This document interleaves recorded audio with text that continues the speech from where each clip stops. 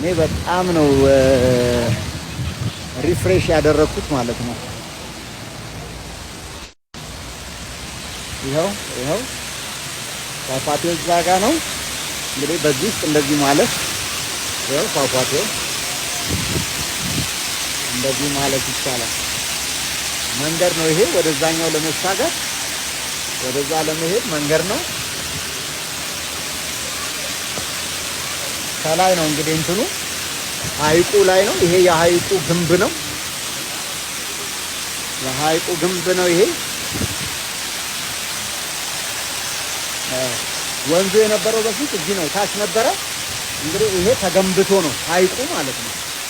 ሐይቁ ይህን ያህል ወደ ላይ ከፍታ አለው ማለት ነው። ይህን ያህል ከፍታ አለው።